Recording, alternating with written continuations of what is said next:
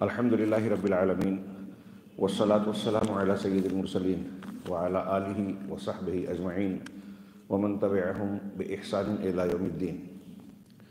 اعوذ باللہ من الشیطان الرجیم، بسم اللہ الرحمن الرحیم۔ انما یخشی اللہ من عبادہ العلماء۔ مجلس کے صدر محترم، ذمہ داران، علماء کرام اور نوجوان بھائیوں،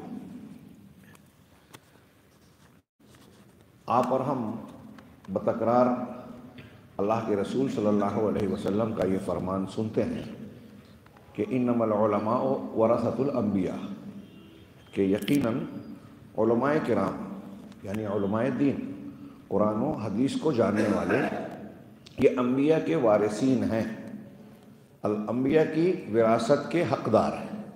کون سی وراثت؟ وراثت علم۔ حدیث میں خود وضاحت ہے کہ انبیاء نے دینار و درہم کا وارث نہیں بنایا، علم کا وارث بنایا۔ یہ علمی وراثت علماء نے پائی ہے، اور اس سے بڑھ کر شاید اہل علم کی فضیلت میں کوئی دوسری بات نہیں ہو سکتی۔ کیوں؟ اس لیے کہ ہم اور آپ دین میں بدیہی طور سے جانتے ہیں، دینی تعلیم کے اعتبار سے، کہ دنیا کے انسانوں کا سب سے بہترین گروہ، سب سے اعلیٰ درجے کا طبقہ انسانوں میں انسان ہیں، اشرف المخلوقات، اور انسانوں میں سب سے اعلیٰ انبیاء کرام علیہم الصلاۃ والسلام۔ انبیاء کرام علیہم الصلاۃ والسلام کا سب سے اونچا مرتبہ کیوں ہے؟ اس لیے کہ وہ اللہ کے نمائندے ہیں، اس لیے کہ وہ اللہ کے پیغام کو لوگوں تک پہنچانے والے ہیں، اس لیے کہ وہ اللہ نے اس دنیا کو جس مقصد کے تحت پیدا کیا، بنایا، اس مقصد کی تکمیل کا سب سے اہم ذریعہ ہے، اور اسی علم، اسی ذمہ داری کی وراثت علماء کو حاصل ہے۔ اس لیے اگر دیکھا جائے تو عوامی اعتبار سے انسانی سماج میں سب سے اونچا درجہ جس کا ہونا چاہیے اور ہے، وہ انبیاء کرام علیہم الصلاۃ والسلام کے بعد ان لوگوں کا جو انبیاء کرام کے نقش قدم پر چلنے والے اور ان کے علم کے وارثین ہیں، سب سے اونچا طبقہ۔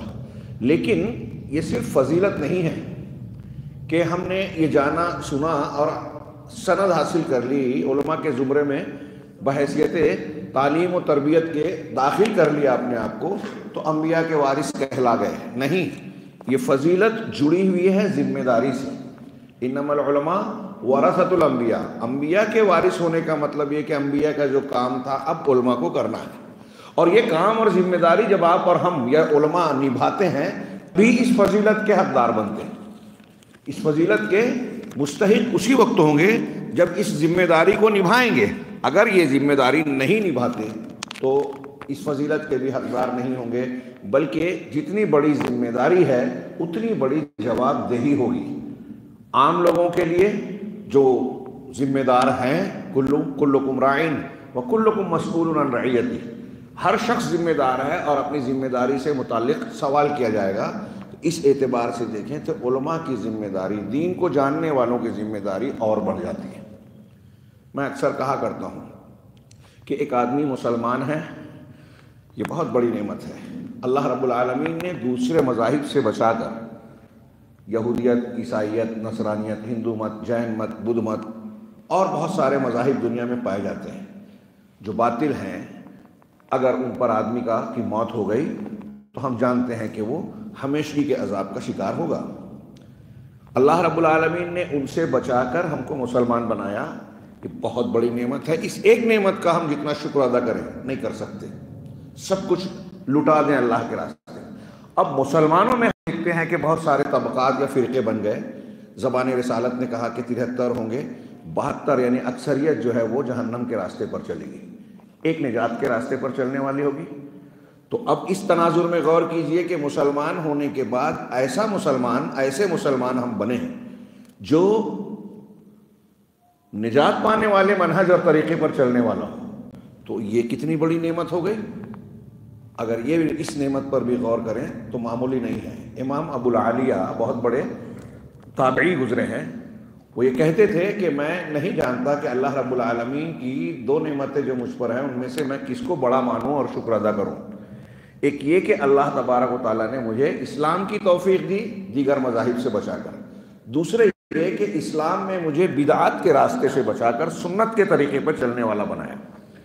دونوں میں سے کون سی بڑی نعمت ہے میں نہیں کہہ سکتا۔ اگر ہم اور آپ اس نعمت سے بہرہ ہیں تو یقین جانیے ہم سے زیادہ خوش قسمت کوئی نہیں ہے۔ یہ کوئی معمولی نعمت نہیں ہے۔ اب ایسے میں اللہ رب العالمین نے یہ نعمت دی، اس نعمت میں بھی اگر ہمیں علم اور شعور سے نوازا، اور خاص طور سے اگر ایک آدمی یہ توفیق پاتا ہے کہ قرآن و حدیث کی تعلیم حاصل کر کے عالم بن جائے تو یہ اور بڑی نعمت ہے۔ جتنا زیادہ ہم کو اور آپ کو قرآن و حدیث کا علم ہے، صحیح منہج توحید و سنت معلوم ہے، اتنا بڑا درجہ، اتنی بڑی نعمت، اسے معمولی نہ سمجھیں۔ اور اس کی بنیاد پر آپ یہ سمجھیے کہ دنیا کے تمام انسانی طبقوں میں آپ کا درجہ سب سے اونچا ہے، اور جب آپ کا درجہ سب سے اونچا ہے تو آپ کی ذمہ داری بھی سب سے اونچی ہے۔ میں جانتا ہوں اس مجلس میں علماء کی بھی ایک تعداد ہے اور ہمارے نوجوان بھائیوں کی بھی، دونوں سے میں کہہ رہا ہوں۔ علماء بطور خاص چونکہ وہ دین کا علم رکھتے ہیں اس لیے ان کی ذمہ داری بڑی ہو جاتی ہے، اور اس تناظر میں کہ نبی کریم صلی اللہ علیہ وسلم یا انبیاء کے ہم وارثین ہیں، اب نئی نبوت آنے والی نہیں ہے، نبی صلی اللہ علیہ وسلم پر ختم نبوت ہو گیا، اب اس کے بعد پچھلی قوموں میں جب بھی برائیاں عام ہوتی تھی، دین تعلیمات کو لوگ بھلا دیتے تھے تو نئے نبی آتے تھے اور دین کی تجدید کرتے تھے، دین کی تعلیم کو تازہ کرتے تھے۔ اب ایسا نہیں ہے، اب یہ کام علماء کرنے والے ہیں، اس اعتبار سے وارثین ہیں۔ تو ہمیں دیکھنا چاہیے کہ نبی کریم صلی اللہ علیہ وسلم کے وارثین، نبی صلی اللہ علیہ وسلم کی وراثت کیا ہے، تو اس علم کی وجہ سے اللہ کے رسول صلی اللہ علیہ وسلم کا کیا حال ہوتا تھا۔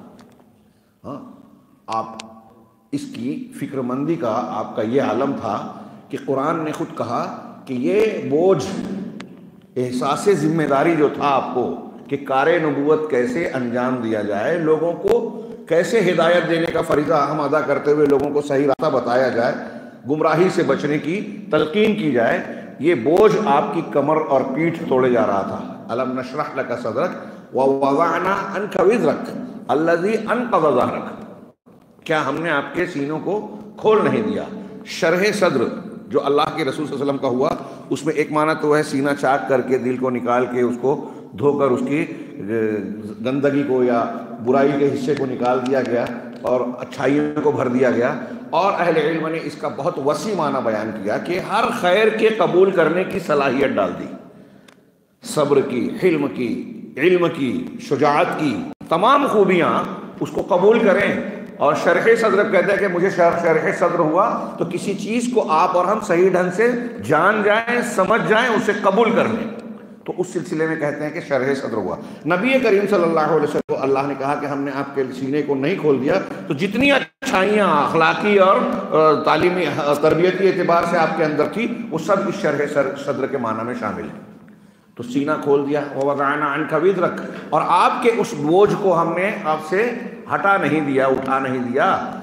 الذی انقض ظہرک، جس نے آپ کی پیٹھ کو توڑ دیا تھا، اردو محاورے کے حساب سے کہیں آپ کی کمر توڑ دیا تھا۔ یعنی اللہ کے نبی صلی اللہ علیہ وسلم اس بوجھ قار نبوت اور دعوت و اصلاح کے بوجھ کی وجہ سے ٹوٹے جا رہے تھے۔ نبی کریم صلی اللہ علیہ وسلم کے اس احساس کو قرآن نے ایک دوسری جگہ کہا، لعلک باخع نفسک علی آثارہم ان لم یؤمنوا بہذا الحدیث اسفا، کہ ہمارے افسوس کے ایسا لگتا ہے کہ آپ یہ لوگ اگر اس دین پر، اس حدیث یعنی قرآن پر ایمان نہ لائیں تو آپ اپنے آپ کو ان کے پیچھے ہلاک کر لیں گے۔ یہ قرآن بتا رہا ہے جس میں نبی کریم صلی اللہ علیہ وسلم کا احساس ذمہ داری نکل کر سامنے، ابھر کر سامنے آتا ہے کہ آپ کو کتنی فکر تھی، وارثین کو بھی، آپ کے علم کا واقع وارث بننے والے اہل الحدیث کو، اور ان میں بطور خاص علماء کو بھی اس فکر کا حصہ ملنا چاہیے۔ جب ہم آپ کے علم کے وارث ہیں تو آپ کے کردار کے، آپ کی ذمہ داریوں کی ادائیگی کے وارث بھی ہیں، اور یہ ہم سے پوچھا جائے گا۔ اور اگر ہم اس ذمہ داری کو نہیں نبھاتے تو میں کہتا ہوں کہ میں کیا کہتا ہوں، قرآن حدیث کہتا ہے کہ اللہ کے دین کو اور اللہ کو ہماری ضرورت نہیں ہے، اللہ ہمیں ختم کر کے نئے لوگوں کو پیدا کر لے گا۔ یہ ہماری بقا اور ہماری ترقی کی بنیاد ہے۔ اللہ رب دنیا میں اور آخرت میں کامیابی کی بنیاد ہے۔ ابھی شیخ کہہ رہے تھے 22 جنوری اور اس کے علاوہ دوسرے مقامات بار بار ایسا ہو رہا ہے کہ مسلمانوں پر عرصہ حیات تنگ ہو رہا ہے۔ فلسطین میں جو ظلم و بربریت جاری ہے غاصبین کی طرف سے، ہندوستان میں قوانین بن رہے ہیں ہمارے خلاف، عرصے کو تنگ کیا جا رہا ہے۔ کوئی چھوٹا موٹا حادثہ اور واقعہ بھی ہوتا ہے تو ہم قانونی رفتار کیا ہوتی ہے سب دیکھتے ہیں، جانتے ہیں، شکوہ شکایت کرتے ہیں۔ ان چیزوں سے نکلنے کا راستہ اپنی ذمہ داریوں کی، شرعی ذمہ داریوں کی ادائیگی ہی ہے، اس کے علاوہ کوئی دوسرا راستہ نہیں ہے۔ میمورنڈم دو، سیاسی طاقت بناؤ، عہدہ حاصل کرو، تعلیمی ڈگری لو، یہ کرو وہ کرو، یہ سب ضمنیات ہو سکتی ہیں، یہ اصل حل نہیں ہے۔ اصل حل یہ ہے کہ ہم کو اللہ رب العالمین نے اس دین کا وارث بنایا ہے، اس کی ذمہ داریاں سمجھیں۔ جس کا بوجھ نبی کریم صلی اللہ علیہ وسلم کی کمر توڑ رہا تھا، جس کا احساس ذمہ داری آپ کو ہلاک کیے جا رہا تھا، اور نبی کریم صلی اللہ علیہ وسلم کی فکر اور سوچ کا انداز یہ تھا جسے قرآن نے ہی کہا لَقَدْ جَاءَكُمْ رَسُولٌ مِّنْ أَنفُسِكُمْ عَزِيزٌ عَلَيْهِ مَا عَنِتُّمْ حَرِيصٌ عَلَيْكُمْ بِالْمُؤْمِنِينَ رَءُوفٌ رَحِيمٌ، کہ تمہارے پاس تمہاری ہی جنس سے، تمہارے ہی نفسوں سے، تمہارے بیچ سے رسول آئے۔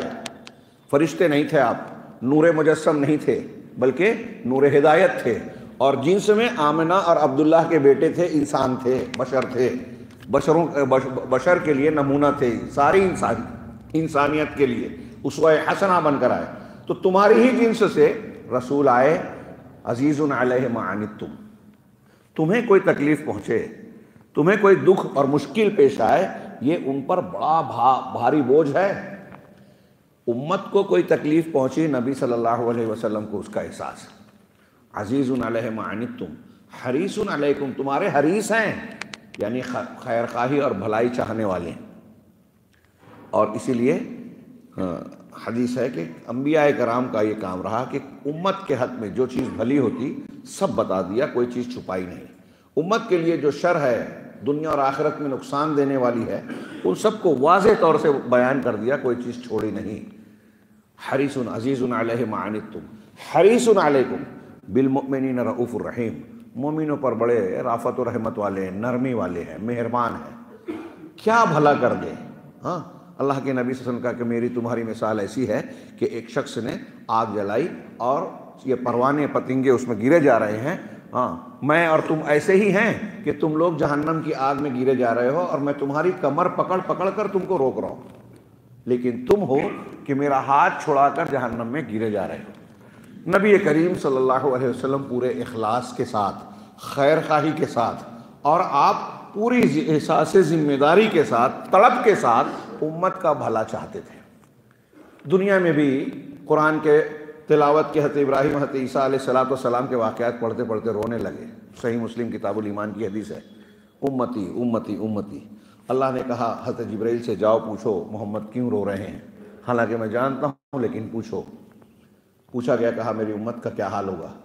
حضرت جبرائیل سے اللہ نے کہا کہ ان کو یہ پیغام دے دو کہ آپ کی امت کے حق میں آپ کو ہم مایوس نہیں کریں گے، ان کے ساتھ بہتر معاملہ کریں گے، نرمی کا برتاؤ کریں گے۔ قیامت کے دن بھی آپ نقشہ دیکھیے حدیث شفاعت وغیرہ میں کہ سارے لوگ نفسی نفسی، انبیاء کرام تک نفسی نفسی نفسی کہیں گے۔ صرف محمد رسول اللہ صلی اللہ علیہ وسلم کے بارے میں یہ بات وارد ہے کہ آپ کی زبان پر امتی امتی امتی ہوگا۔ ایسے نبی صلی اللہ علیہ وسلم ہمارے پیغمبر ہیں، نمونہ ہیں، اور ہم ان کی علمی وراثت اپنے پاس رکھتے ہیں۔ ظاہر سی بات ہے کہ آپ کے وارث ہونے کی حیثیت سے آج کے بگڑے ہوئے حالات میں سب سے زیادہ اصلاح کے ذمہ دار اہل الحدیث ہیں، اور اہل الحدیث میں وہ جو ذمہ دار ہیں یعنی علماء، وہ جو اس جمعیت اور اس کے تنظیمی ڈھانچے کی کچھ نہ کچھ رہنمائی اور نگرانی کا بوجھ اپنے سر اٹھائے ہوئے ہیں۔ یہ ہوائی بات نہیں ہے کہ ہم اقتدار کے چکر میں جو ہے وہ سیاست بازیاں کر لیں اور عہدے حاصل کر کے یوں ہی گزر جائیں۔ یہ کوئی بحث اعزاز اور دنیاوی اعتبار سے جو لوگوں نے سمجھ رکھا ہے کہ ایک بڑا پن ہے بس کافی ہے، جی نہیں، یہ ایک بہت بڑی ذمہ داری کا بوجھ ہے۔ اگر آپ اہل الحدیث جماعت سے وابستہ ہیں تو آپ ذمہ دار ہیں، اور اس میں اگر کسی نہ کسی سطح پر آپ کی ذمہ داری یا علمیت کا درجہ اونچا ہوتا ہے، اس اعتبار سے آپ کی ہماری ذمہ داری بڑھتی جاتی ہے۔ اور آج دیکھیے کہ پوری دنیا اللہ تبارک و تعالیٰ کے اس پیغام اور نظام زندگی کے صحیح راستے کی گویا انتہائی پیاسی ہے، وہ بھٹکی ہوئی ہے، اسے راستہ چاہیے، وہ گمگشتہ راہ ہے، اور اس راستے کا علم ہم کو اور آپ کو اللہ نے دیا ہے۔ یہ قرآن جو قیامت تک کے لوگوں کے لیے نظام سعادت پیش کرتا ہے، اس کے امین ہیں ہم لوگ، اس کے امین سارے مسلمان ہیں، مسلمانوں میں سب سے زیادہ اہل الحدیث ہیں۔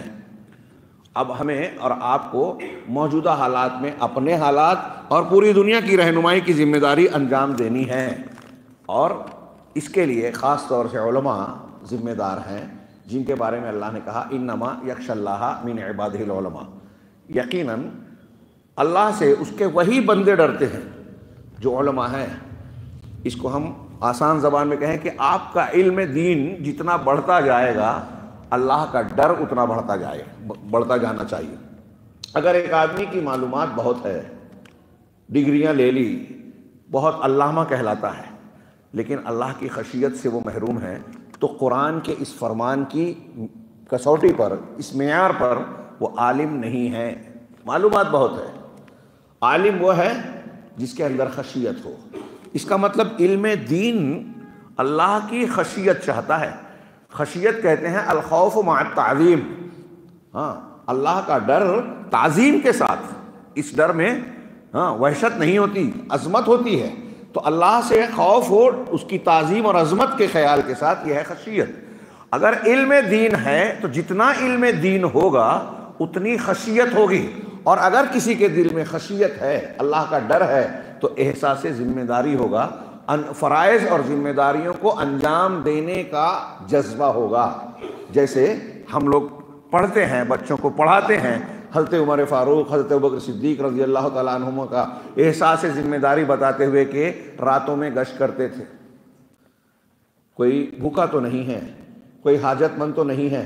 اللہ رب العالمین قیامت کے دن مجھ سے پوچھے گا کہ تو مسلمانوں کا خلیفہ اور امیر تھا، اور تیری عمارت کے تحت میں فلاں بھوکا رہ گیا، فلاں حاجت مند رہ گیا، اور اس کی تو نے باس پرس نے جو ہے حال پرسی نہیں کی، پرسی سے حال نہیں کی، تو میں کیا جواب دوں گا؟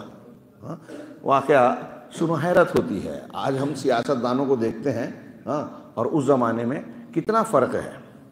حضرت عمر بن عبدالعزیز، حضرت ابوبکر صدیق پہلے مالدار تھے، حکمراں بننے کے بعد غریب ہو گئے۔ ہمارے یہاں ایک جھوپڑے میں رہنے والا کارپوریشن میں، میونسپلٹی میں چلا جائے تو کچھ ہی دن میں وہ بنگلے میں آ جاتا ہے۔ الٹا وہ بنگلے سے جھوپڑے میں آ جاتے، راتوں کو گشت کرتے۔ ایک واقعہ پڑھا، حضرت عمر فاروق رضی اللہ تعالیٰ عنہ دیکھتے تھے کہ حضرت ابوبکر صدیق اپنے دور خلافت میں ایک نابینا عورت کے گھر گئے، یا یہ گئے پہلے، یہ کہ کچھ کام ہے، تو کہا کہ تم لیٹ ہو گئے۔ وہ ایک صاحب ہے، وہ نابینا تھی، بوڑھی عورت تھی، اکیلی تھی، تو کہا ایک آگے گئے، میرے گھر کا کام کر کے چلے گئے۔ حضرت عمر نے پتہ لگایا، دیکھا تو معلوم ہوا کہ حضرت ابوبکر صدیق رضی اللہ تعالیٰ عنہ روزانہ ان کے گھر آتے ہیں اور ان سے اپنی ضرورت اور کام پوچھتے ہیں، ان کی جو ضرورت ہوتی پوری کر کے ان کے گھر کا کام کر کے چلے جاتے ہیں۔ خلیفۃ المسلمین ایک اندھی بوڑھیا کے کٹیا میں جا کے اس کا کام کرتا تھا۔ یہ ہے احساس ذمہ داری، اس بات کا ڈر کہ قیامت کے دن اللہ رب العالمین کے سامنے مجھے جواب دہ ہونا پڑے گا۔ آج ہم اپنا جائزہ لیں اس تناظر میں، علماء، عوام، ہم جو کچھ جانتے ہیں اس تناظر میں دوسروں کی، سماج معاشرے کی بات چھوڑیے، کیا اپنے گھر میں بھی اس جذبے سے اپنے بچوں، اپنے گھر کی عورتوں پر نظر رکھتے ہیں کہ وہ کوئی غلط کام تو نہیں کر رہے ہیں، وہ شریعت کے فرائض اور احکامات کی تعمیل میں کوتاہی تو نہیں کر رہے ہیں، ان کی تنبیہ کی جائے، ان پر نظر رکھی جائے، ان کی تربیت کی جائے۔ ہم اپنے گھر میں اس احساس ذمہ داری سے محروم ہیں، باہر کا کیا خیال کریں گے؟ انتہائی شدید ضرورت ہے، اور ہم پر یہ عذاب کی، یہ پریشانیوں کی جو سلسلہ وار استاد پڑ رہی ہے، مار پڑ رہی ہے، اس کا سب سے بڑا سبب یہی ہے کہ ہم نے اپنی ذمہ داریوں کو چھوڑ رکھا ہے۔ اپنا کام جب ہم نہیں کر رہے ہیں تو اللہ رب العالمین کی طرف سے ہم پر رحمت اور جو ہے اس کا ہم کیسے کہہ سکتے ہیں کہ اللہ کی نصرت و حفاظت ہمیں ملے گی؟ لہٰذا ہم کو اپنے آپ کی ذمہ داری کو، حیثیت کو سمجھنا ہے، اور اس کو سمجھیں گے، اللہ کی خشیت دل میں پیدا ہوگی تو مسئولیت یعنی جواب دہی پیدا ہوگی، اور ہم اللہ نے قرآن و حدیث کی امانت دی ہے، جو ذمہ داری دی ہے اس کو ادا کرنے کا جذبہ پیدا ہوگا۔ یہ ہم نے تقریر کر دی، آپ نے تھوڑا سن کر یہ کہہ دیا یا میں نے کہہ دیا کہ ہاں ٹھیک ٹھاک ہے، مجلس اچھی رہی، یہ کافی نہیں ہے۔ یہ ہم نے ایک اپنے آپ کو فریب دینے کا ذریعہ بنا لیا ہے اگر ایسا کرتے ہیں تو۔ یہاں ہمارے ایمان کی تجدید ہونا چاہیے۔ اس قسم کے اجتماعات میں ہم جو محنت کر رہے ہیں، خرچ کر رہے ہیں اور پیسے لگاتے ہیں، امیدیں وابستہ کرتے ہیں، اس کا نتیجہ عملی شکل میں اگر نہیں آیا تو یہ سب کچھ بیکار ہے۔ یہ اہتمام اللہ سے دعا کرنی چاہیے کہ ان کوششوں کو اللہ قبول کرے، اور اس قبولیت کا یہ نتیجہ ہونا چاہیے کہ ہم یہاں سے یہ عزم لے کر اٹھیں کہ ہم نے جو کوتاہیاں برتی ہیں اب ان کو خاتمہ کریں گے، اور مزید نئے جوش اور نئے جذبے کے ساتھ ہم اپنی ذمہ داریوں کو ادا کرنے کی کوشش کریں گے، اور ایسا کر کے ہم اپنے آپ کے لیے بھلا کریں گے، سماج اور معاشرے کے لیے بہتر کریں گے۔ اس کی شدید ضرورت ہے، پوری دنیا کو ضرورت ہے، اور سب سے پہلے ہمارے گھر اور سماج کو ضرورت ہے۔ اب سوال یہ ہے، میں مختصر سی بات کہنے والا تھا تو یہ کچھ لمبی ہو گئی، کہ اب یہ کرنا ہے تو کیسے کرنا ہے؟ ذمہ داری کا، جواب دہی کا۔ ہمارے ہاں لوگ کچھ معمولات کے عادی ہو گئے ہیں، کہ میں اپنا ایک مشاہدہ اور اپنے مشاہدے کی بنیاد پر جو محسوس کرتا ہوں اسے بیان کر رہا ہوں، ہو سکتا ہے کسی کو اختلاف ہو، کہ ہمارے سماج اور معاشرے میں ہم لوگ ایک تو سہولت پسند ہو گئے ہیں۔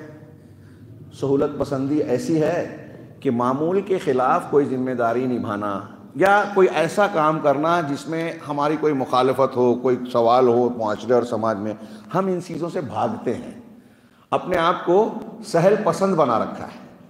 اور آپ سوچئے تھوڑی دیر کے لیے، آج لوگ دعوت و تبلیغ کا کام کرتے ہیں، کرنا چاہتے ہیں، کیسے کہ ہم دعوت و دین کا کام بھی کریں اور کسی کو کچھ برا بھی نہ لگے،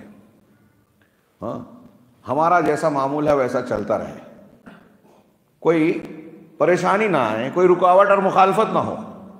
اگر آپ کا کام ایسا ہے تو لکھ لیجئے، یہ جو میں اللہ کے گھر میں پورے احساس ذمہ داری کے ساتھ کہہ رہا ہوں، کہ آپ کا کام نبی کے طریقے پہ بالکل نہیں ہے، نبی کے طریقے پہ بالکل نہیں ہے۔ وہ حق نہیں ہو سکتا، وہ دعوت نہیں ہو سکتی جس سے باطل اور برائی کے کرنے والوں کو ضرب نہ پڑے، ان کو برا نہ لگے۔ اسی لیے امام حاکم نے ابن قطان کی روایت ہے کہ دنیا میں جتنے بدعتی ہیں اہل حدیث سے بغض رکھتے ہیں، کیونکہ یہ بدعت کو رد کرتے ہیں نا، ان کو برا لگے گا، اور آپ چاہتے ہیں کہ بدعتی آپ کی تعریف کریں۔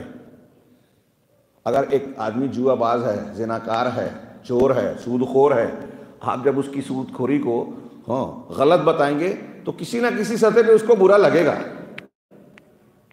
تو اس کو برا نہ لگے اس لیے آپ سود کے احکامات بیان کرنا بند کر دیں گے۔ ایک غلط کار کے غلطی کو آپ نشاندہی کرنا بند کر دیں گے، اسے رسوا کرنا نہ کرنا یہ ایک دوسری بحث ہے، کہ سر عام نام لے کے آپ کسی کو بدنام کریں، یہ طریقہ نہیں ہے۔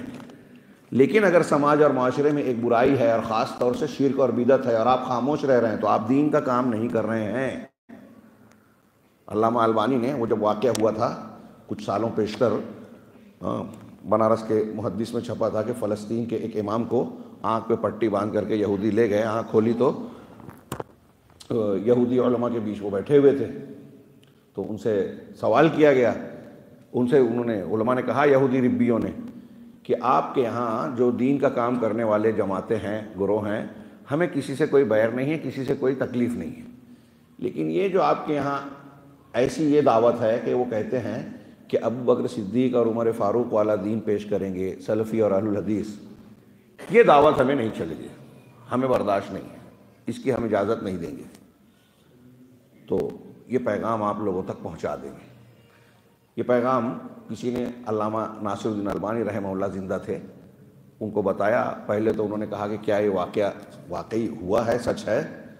تو لوگوں نے کہا کہ بھائی فلسطین کی فلاں فلاں مسجد کے امام صاحب ہیں اور انہوں نے بیان کیا، وہ کہہ رہے ہیں۔ تو کہا اگر یہ صحیح ہے، البانی صاحب نے کہا اگر یہ صحیح ہے تو یہ سلفیوں کے لیے، اہل الحدیث کے لیے خوشی کی بات ہے، یہ پریشانی کی بات نہیں ہے کہ وہ طبقہ جو اللہ رب العالمین کے فرامین کے مطابق اسلام کا، دین حق کا سب سے بڑا دشمن طبقہ ہے یہود کا، ہاں، وہ طبقہ یہ کہہ رہا ہے کہ یہ والی دعوت ہمیں قبول نہیں ہے، اس کا مطلب اس کو خطرہ اس سے محسوس ہو رہا ہے، یہ اس کی طرف سے یہ گواہی ہے کہ یہ اہل حق ہیں، دین حق ہے۔ علامہ البانی نے کہا کہ حق ہوگا تو باطل کو خطرہ محسوس ہوگا، اور وہ حق نہیں ہے جس سے باطل کو خطرہ محسوس نہ ہو۔ جس سے باطل کو خطرہ محسوس ہوگا وہ تو اس کے خلاف ورزی کرے گا نا، ہاں، اسی لیے ہاں اہل علم نے، البانی صاحب اور دوسرے سارے علماء ایک بات لکھتے ہیں کہ انبیاء کرام علیہم الصلاۃ والسلام کی پوری دعوت کیا تھی۔ بہت یہ آخری بات کہہ رہا ہوں اور سب سے اہم بات میں سمجھتا ہوں کہ ہماری دعوت کا محور ہاں کیا ہونا چاہیے، ہاں، اسے انہوں نے ایک کہا، ایک نام دیا التصفیہ، التربیہ والتصفیہ۔ تربیت میں وہ چیزیں جو ہم کو کرنی ہیں، جس کو پیدا کرنا ہے، لوگوں میں لانا ہے، سنوارنا ہے، اور تصفیہ جس سے صفائی کرنی ہے دین کے اعتبار سے، ہمارے کردار سے، عمل سے، زندگی سے، عقیدے سے۔ اسی کو دوسرا نام دیتے ہیں التحلیہ والتخلیہ۔ ساری دعوت یہ دو چیزوں پہ، تحلیہ حلیہ سے ہے، زیور پہنانا، آراستہ کرنا، ہمیں کن چیزوں سے اپنے آپ کو، اپنے سماج کو آراستہ کرنا ہے، اور تخلیہ کن چیزوں سے صاف کرنا ہے، خلوق، خالی کرنا، صاف کرنا ہے۔ پورا دین یہی دو ہے، اور انبیاء کرام علیہم الصلاۃ والسلام کی دعوت انہی دو چیزوں پہ تھی۔ جیسے انبیاء کرام کا اعبدوا اللہ ولا تشرکوا بہ شیئا وَلَقَدْ بَعَثْنَا فِي كُلِّ أُمَّةٍ رَسُولًا أَنِ اعْبُدُوا اللَّهَ وَاجْتَنِبُوا الطَّاغُوتَ، کہ ہر نبی، ہر امت میں ہم نے ایک رسول بھیجا، سب کی رسالت اور پیغام کیا تھا؟ ان اعبدوا اللہ، اللہ کی عبادت کرو۔ اللہ کی عبادت یہ تربیہ ہے، یہ تحلیہ ہے۔ اور واجتنبوا الطاغوت، طاغوت سے بچو، اس سے صفائی اختیار کرو، دوری اختیار کرو۔ یہ تخلیہ، یہ تصفیہ ہے، تخلیہ ہے، اس سے صاف کرنا ہے۔ قرآن نے کہا فَمَن يَكْفُرْ بِالطَّاغُوتِ وَيُؤْمِن بِاللَّهِ فَقَدِ اسْتَمْسَكَ بِالْعُرْوَةِ الْوُثْقَىٰ، جس نے طاغوت کا انکار کیا، کفر کیا، اور اللہ پر ایمان لایا، تو اس نے مضبوط دستہ پکڑ لیا، کڑا پکڑ لیا۔ دو چیزیں، طاغوت کا کفر، اللہ کے سوا جن کی پرستش کی جاتی ہے، جن کے قوانین کو مانا جاتا ہے، ان سب کو رد کر دینا، مسترد کر دینا، نہیں ماننا، میں نہیں مانتا، ان سے اپنے آپ کو صاف رکھنا، اور اللہ پر ایمان رکھنا، اللہ پر ایمان کے تقاضوں کو پورا کرنا، یہ اختیار کرنا، یہ تخلیہ ہے، یہ تحلیہ ہے، یہ تصفیہ ہے، یہ تربیہ ہے۔ اور کہیں کہیں دیکھیے اس آیت میں فَمَن يَكْفُرْ بِالطَّاغُوتِ میں صفائی کا ذکر پہلے ہے۔ کلمہ جب ہم پڑھتے ہیں تو اس میں معبودان باطلہ کا انکار پہلے ہے، لا الہ الا اللہ، کوئی معبود برحق، کوئی معبود نہیں ہے، قابل عبادت نہیں ہے سوائے اللہ کے۔ تو پہلے سب کا انکار ہے، پھر اللہ کا اقرار ہے۔ یہ انکار تصفیہ ہے، یہ اقرار تربیہ ہے، تحلیہ اور تخلیہ۔ یہی پوری دعوت ہے انبیاء کی۔ اور اسی لیے مسلم شریف کی حضرت جابر رضی اللہ تعالیٰ عنہ کی حدیث پر ایک نظر ڈالیے کہ وہ کہتے ہیں کہ نبی کریم صلی اللہ علیہ وسلم جب خطبہ دیتے تھے تو اشتد غضبہ، احمرت عیناہ، آپ کی دونوں آنکھیں سرخ ہو جاتی، وعلی صوتہ، اور آپ کی آواز بلند ہو جاتی، صحیح مسلم کی حدیث ہے، ہاں، اور آپ کی آواز بلند ہو جاتی، کأنہ منذر جیش سبحکم ومساکم، گویا کہ آپ کوئی فوج کو ڈرانے والے ہیں کہ تم پر صبح یا شام کو حملہ ہو رہا ہے دشمن کی طرف سے۔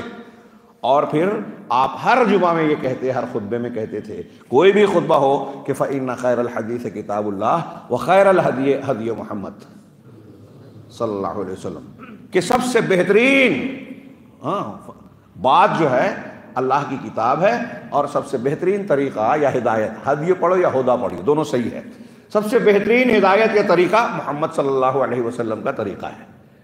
یہ تحلیہ ہے، تربیہ ہے، کہ ہم کو پہلے سکھانا ہے کہ دین اور آخرت کی ساری بھلائیاں اس میں ہیں کہ آپ قرآن اور حدیث کو مانیں، قرآن و حدیث سے ہٹ کر کچھ نہیں۔ اللہ نے اس کو ہدایت کے لیے نازل کیا ہے، اس کی حفاظت کی ذمہ داری لی ہے، قیامت تک کے سارے مسائل کا حل اس میں موجود ہے۔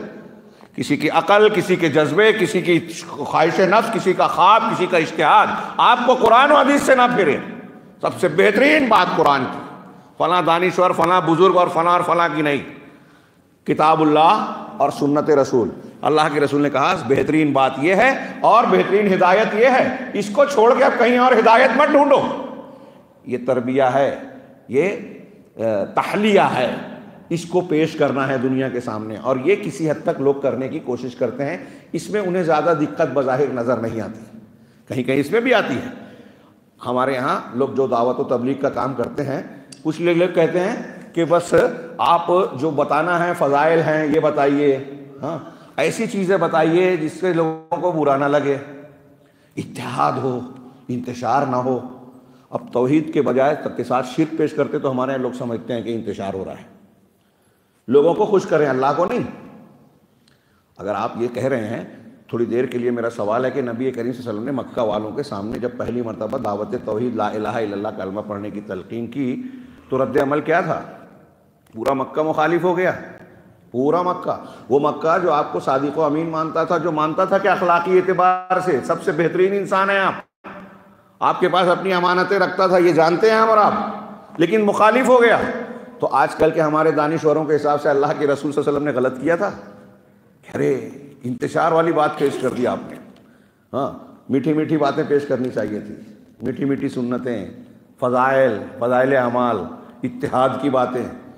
توحید کی بات اتحاد ہی کی بات ہے، توحید کی بات نجات کی بات ہے، توحید کی بات جو ہے دنیا اور آخرت میں ہر قسم کی کامیابی اور اچھائیوں کو پیدا کرنے والا نسخہ ہے۔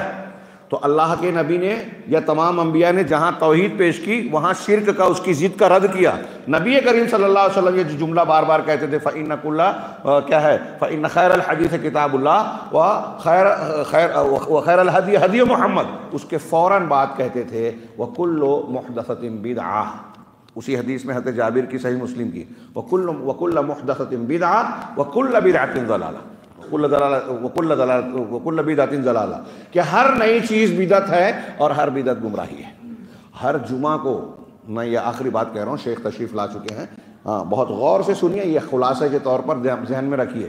نبی کریم صلی اللہ علیہ وسلم ہر جمعہ میں کن کے سامنے یہ کلمات کہتے تھے؟ صحابہ کرام کے سامنے۔ سب سے بہترین بات اللہ کی کتاب کا، سب سے بہترین ہدایت یا طریقہ محمد صلی اللہ علیہ وسلم کا، اور پھر اس کے بالمقابل یہ تربیہ ہے، یہ تحلیہ ہے، اور یہ تخلیہ اور تصفیہ والا جملہ اگلا کہ ہر نئی چیز بدعت ہے اور ہر بدعت گمراہی ہے۔ یہ صحابہ کرام کے سامنے اللہ کے رسول صلی اللہ علیہ وسلم ہر خطبے میں بیان کر رہے ہیں۔ صحابہ کرام میں بدعت تھی کیا؟ ہاں، یا پھر آپ یہ کہیں کہ اللہ کے رسول یہ بار بار یہ کہہ کے بدعت کا رد کر کے انتشار کی بات کر رہے ہیں؟ اللہ کے رسول صلی اللہ علیہ وسلم نے یہ حدیث کیوں بیان کی کہ 73 فرقے ہوں گے، 72 جہنم کے راستے پہ ہوں گے؟ ہاں، اللہ کے رسول صلی اللہ علیہ وسلم نے فتنوں کی اور مسلمانوں میں ایسے لوگوں کی تلقین کی کہ اس امت میں بھی ایسے لوگ پیدا ہوں گے جو بتوں کی پرستش کریں گے، ایسے گناہ گار ہوں گے، بدبخت ہوں گے کہ ان کے اندر یہ اوصاف ہوں گے۔ کیوں بیان کیا؟ یہ ہماری اور آپ کی تنبیہ کے لیے، ہدایت کے لیے۔ ہم اسی بنیاد پہ کہتے ہیں کہ قیامت تک کے مسائل کا قرآن و حدیث میں ذکر ہے، اس کا حل بھی ہے۔ تو ہمیں جہاں تصفیہ تربیہ کرنا ہے وہاں تصفیہ بھی کرنا ہے، جہاں توحید کی تعلیم دینی ہے۔ یہ نبی کریم صلی اللہ علیہ وسلم کا ہر جمعہ بتا رہا ہے کہ ایک اسلام کی دعوت اور اصلاح کی بنیاد ان دو محوروں پر گردش کرتی ہے کہ ایک وہ چیز جو آپ کو سیکھنی ہے، اختیار کرنی ہے، وہ توحید ہے، وہ سنت ہے، وہ اچھے اخلاق ہیں، حلال اور صحیح طریقے سے معاملات کو انجام دینا ہے، اور جن چیزوں سے دوسری چیز ہے کہ جن چیزوں سے بچنا ہے اس کی تعلیم دینی ہے، اور وہ ہے شرک سے بچنا ہے، کفر سے بچنا ہے، نفاق سے بچنا ہے، بدعت سے بچنا ہے، اور بدعت کا رد کرنا ہے۔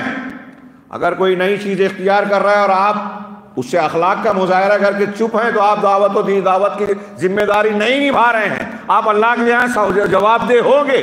کیا مطلب ہے اس حدیث کا کہ منکر دیکھو تو ہاتھ سے روکو، زبان سے روکو، یا پھر دل سے روکو؟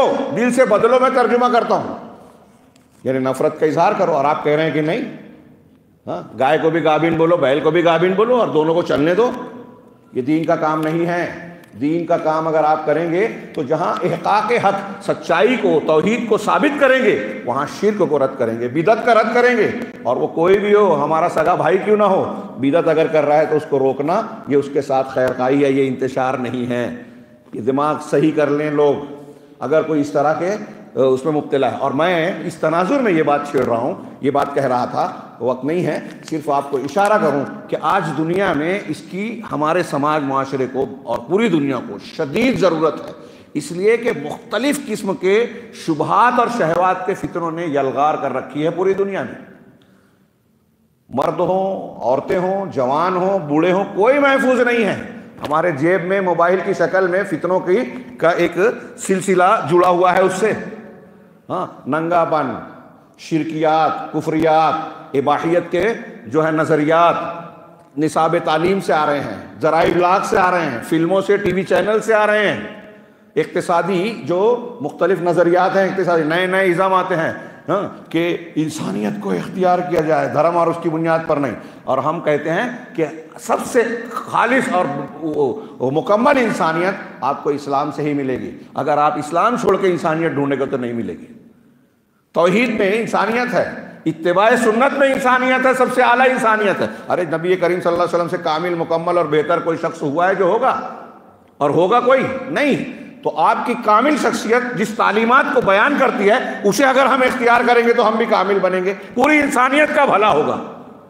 لہٰذا اپنے دماغ سے یا لوگوں کے خیال سے لوگوں کو خوش کرنے کے لیے کہ یہ نہ بولا جائے، یہ نہ رد کیا جائے، ساری چیزیں کھرچ کر نکال دیں۔ اور ضرورت ہے جو یہ کہہ رہے ہیں نا، اس طرح کی باتیں کرتے ہیں، نہیں نہیں نہیں اس سے برا لگے گا، بدعت کا رد مت کیجیے، شرک کو کیوں چھیڑتے ہو، یہ خود ان کی تربیت کی ضرورت ہے، وہ چاہے عالم کی سند کیوں نہ رکھتے ہو۔ میں نہیں جانتا یہاں کیا ماحول ہے، اگر ایسا ہے تو تربیت حاصل کیجیے، آپ نبیوں کا طریقہ سیکھیے۔ ہاں، نہی عن المنکر امر بالمعروف صرف نہیں ہے شریعت میں، نہی عن المنکر، اور بعض مرتبہ نہی عن المنکر زیادہ اہم ہوتا ہے۔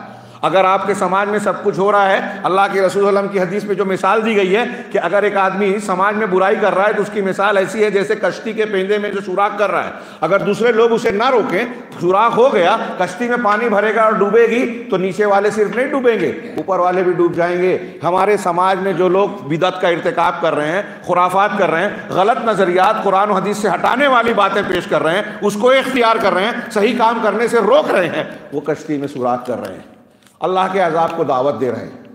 لہٰذا ایک عام اہل الحدیث بھی اگر ہو تو ذمہ دار ہیں، اور جیسا کہ تمہید میں بیان کیا کہ جیسے جیسے وہ علم میں، عہدے میں اونچے درجے پر جاتا ہے، اس کی ذمہ داری بڑھتی چلی جاتی ہے۔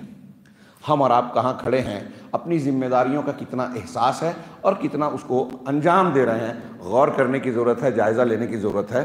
دعا کے ساتھ کوشش بھی کرنی ضروری ہے کہ اللہ تعالیٰ ہماری کوتاہیوں کو دور کرنے کی ہمیں توفیق عطا فرمائے، ذمہ داریوں کو سمجھ کر اسے اپنی طاقت اور علم کے مطابق انجام دینے کی توفیق عطا فرمائے، اور اس کی برکت سے دنیا اور آخرت میں ہمارے مسائل کو اللہ رب العالمین حل فرمائے، ہمیں ہر قسم کے عذاب اور فتنے سے محفوظ رکھے۔ وآخر دعوانا الحمد للہ رب العالمین وصلی اللہ علی نبینا محمد۔